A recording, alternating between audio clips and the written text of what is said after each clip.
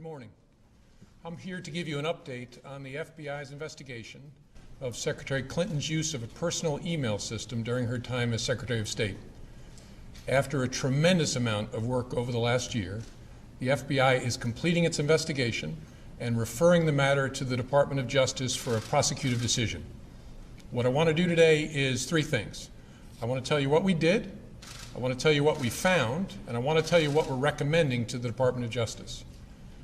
This is going to be an unusual statement in at least a couple of ways. First, I'm going to include more detail about our process than I ordinarily would, because I think the American people deserve those details in a case of intense public interest. And second, I have not coordinated this statement or reviewed it in any way with the Department of Justice or any other part of the government. They do not know what I'm about to say. But I want to start by thanking the FBI employees who did remarkable work in this case. Once you have a better sense of how much we have done, you will understand why I am so grateful and so proud of their work. So first, what we have done. This investigation began as a referral from the Intelligence Community Inspector General in connection with Secretary Clinton's use of a personal email server during her time as Secretary of State. The referral focused on whether classified information was transmitted on that personal system. Our investigation looked at whether there is evidence that classified information was improperly stored or transmitted on that personal system in violation of a federal statute that makes it a felony to mishandle classified information either intentionally or in a grossly negligent way, or a second statute making it a misdemeanor to knowingly remove classified information from appropriate systems or storage facilities. And consistent with our counterintelligence responsibilities, we have also investigated to determine if there is evidence of computer intrusion by nation states or by hostile actors of any kind. Now, I have so far used the singular term email server in describing the referral that began our investigation. It turns out to have been more complicated than that. Secretary Clinton used several different servers and administrators of those servers during her 4 years at the State Department. And she also used numerous mobile devices to send and to read email on that personal domain. As new servers and equipment were employed, older servers were taken out of service, stored, and decommissioned in various ways. Piecing all of that back together to gain as full an understanding as possible of the ways in which personal email was used for government work has been a painstaking undertaking, requiring thousands of hours of effort. For example, when one of Secretary Clinton's servers was decommissioned in 2013, the email software was removed. That didn't remove the email content, but it was like removing the frame from a huge unfinished jigsaw puzzle and then dumping all the pieces on the floor. The effect was that millions of email fragments ended up in the server's unused or slack space. We searched through all of it to understand what was there and what parts of the puzzle we could put back together again. FBI investigators also read all of the approximately 30,000 emails that Secretary Clinton provided to the State Department in 2014. Where an email was assessed as possibly containing classified information, the FBI referred that email to any government agency that might be an owner of that information, so that agency could make a determination as to whether the email contained classified information at the time it was sent or received, or whether there was reason to classify it now, even if the content had not been classified when it was first sent or received. And that's the process sometimes referred to as up-classifying.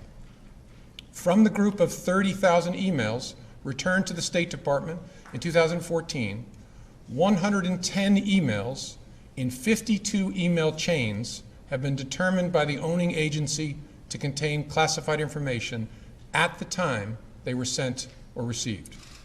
8 of those chains contained information that was top secret at the time they were sent. 36 of those chains contained secret information at the time, and 8 contained confidential information at the time. That's the lowest level of classification.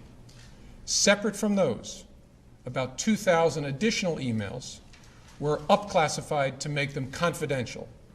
those emails had not been classified at the time that they were sent or received.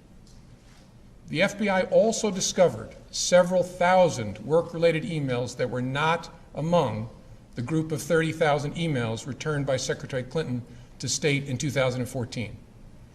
We found those emails in a variety of ways. Some had been deleted over the years, and we found traces of them on servers or devices that have been connected to the private email domain. Others we found by reviewing the archived government accounts of people who'd been government employees at the same time as Secretary Clinton, including high-ranking officials at other agencies, folks with whom a Secretary of State might normally correspond. This helped us recover work-related emails that were not among the 30,000 that were produced to State. Still others we recovered from that painstaking review of the millions of email fragments dumped into the slack space of the server that was decommissioned in 2013. With respect to the thousands of emails we found that were not among those produced to the State Department, agencies have concluded that 3 of those were classified at the time they were sent or received, 1 at the secret level and 2 at the confidential level.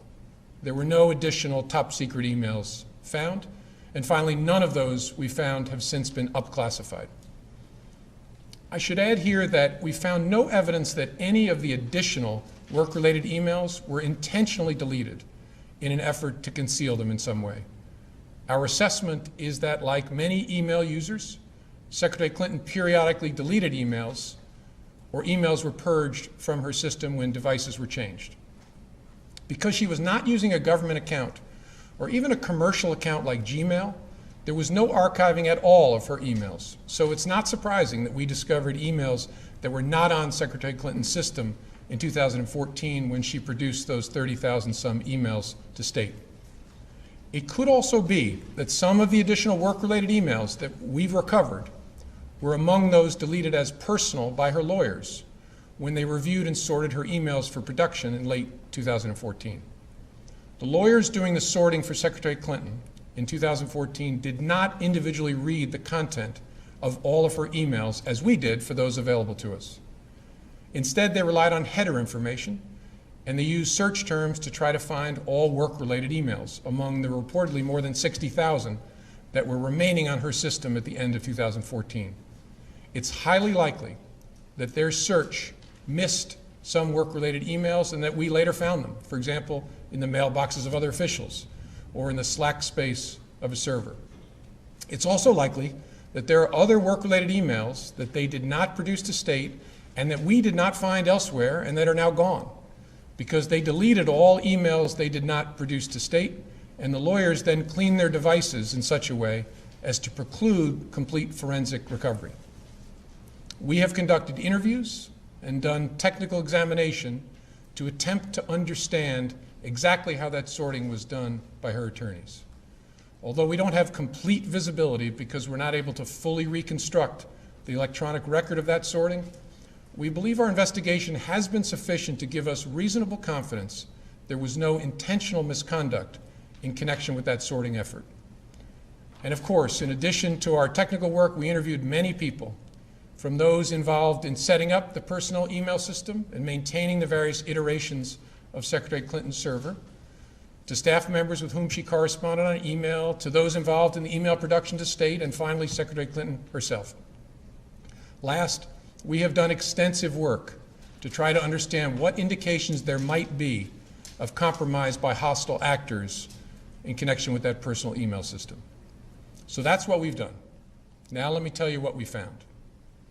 Although we did not find clear evidence that Secretary Clinton or her colleagues intended to violate laws governing the handling of classified information, there is evidence that they were extremely careless in their handling of very sensitive, highly classified information.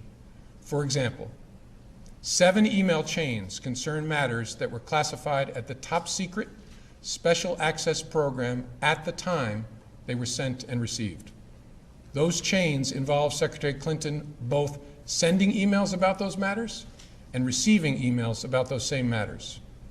There is evidence to support a conclusion that any reasonable person in Secretary Clinton's position or in the position of those with whom she was corresponding about those matters should have known that an unclassified system was no place for that conversation.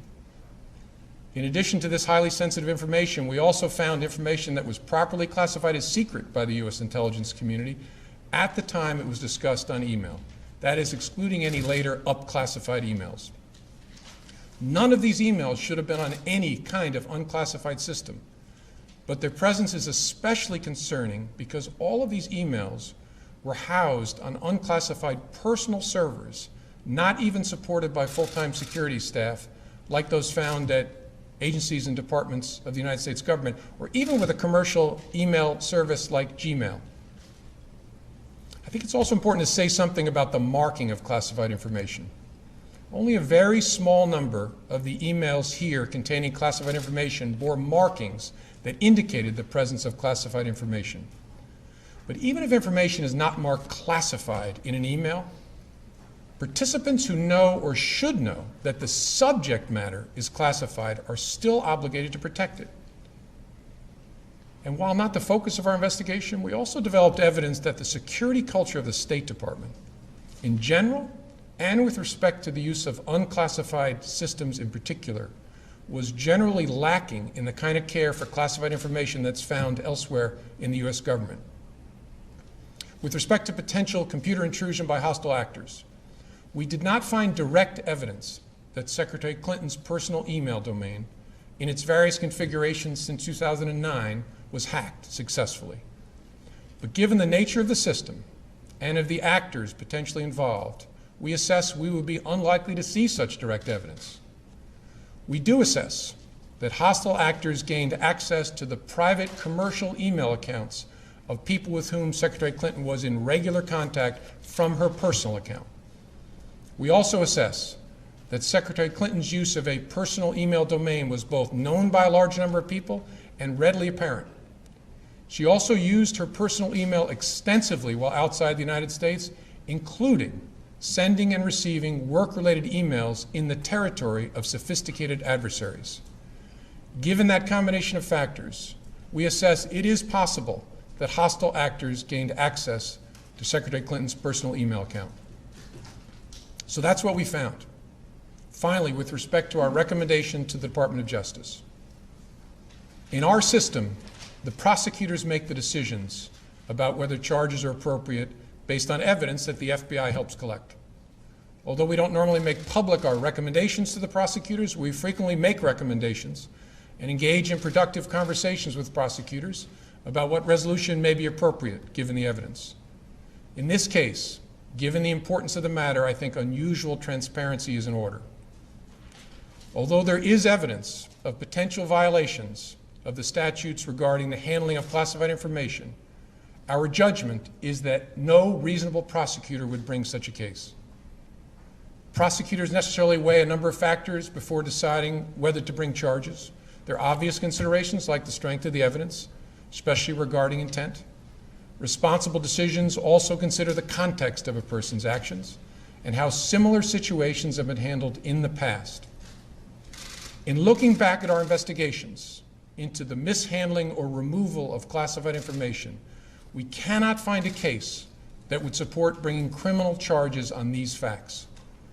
All the cases prosecuted involved some combination of clearly intentional and willful mishandling of classified information, or vast quantities of information exposed in such a way as to support an inference of intentional misconduct, or indications of disloyalty to the United States, or efforts to obstruct justice. We do not see those things here. To be clear, this is not to suggest that in similar circumstances, a person who engaged in this activity would face no consequences. To the contrary, those individuals are often subject to security or administrative sanctions, but that's not what we're deciding now. As a result, although the Department of Justice makes final decisions on matters like this, we are expressing to Justice our view that no charges are appropriate in this case. I know there will be intense public debate in the wake of this recommendation, as there was throughout the investigation. What I can assure the American people is that this investigation was done honestly, competently, and independently. No outside influence of any kind was brought to bear. I know there were many opinions expressed by people who are not part of the investigation, including people in government, But none of that mattered to us. Opinions are irrelevant. And they were all uninformed by insight into our investigation because we did our investigation the right way. Only facts matter.